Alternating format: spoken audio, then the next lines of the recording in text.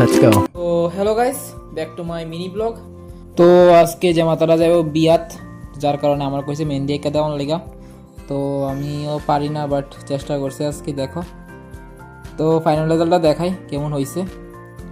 তুই দেখো বহুতক্ষণ 1 ঘন্টা বওয়ার পরে তো এইটা আইছে। তো অবশ্যই কমেন্ট করে জানাবে কেমন হয়েছে।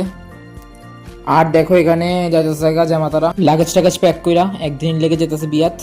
আর কিছুক্ষণ পরে আছে মাস্টার, তো মাস্টার বাড়ি যাওয়ার সময় দেখাইব। চলো। তো গাইস এখন বাজে 1:30টার মতো, আর যাইতেছি গাই মাস্টারের বাড়িতে। 2টা মাস্টার আছে, একটা 2টার থেকে, একটা 3:30টার থেকে। তো ঠিক আছে, আবার আগে দেখাইব। তো এখন আয় পড়ছি বাড়িত, মানে বাড়িতে গেছি না, বাজারে আসছি।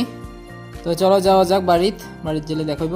তো গাইস এখন আয় পড়ছি মাস্টার বাড়ির থেকে, আর এখন আমি যাইতেছি পূজা দেওয়ার লেগে। মাথারা কেউ দিত না পূজা। তারপর পূজা দেওয়ার পরে মা রুটি করবো কইছে, তো সবজি দিয়ে খামো। আছে সয়াবিন সবজি রাঁধছে, তো সয়াবিন সবজি দিয়ে খামো। তো ভাবছিলাম তো টিফিন খামো এখন, বাট দিদি ফোন করছে হ্যাঁ টিফিন আইনে যেতাম, যার কারণে এখন যাইতে লাগবো। তো চলো দেখতে থাকো কোন জমে খাই আর কই যেতেছি। তো গাইস দেখো এখন যাইতেছি আমি টমেটোছি অল্প টিফিন কেনার লেগে, দিদির লেগে টিফিন কিনো। তো যাইতেছি, ভাবছিলাম তখন রুটি খামো, বাট দিদি কইছে টিফিন লই যেতাম। তো দিদির লেগে টিফিন লই এসেছি, আর আমি একটা চিপস কিনা লাইছি।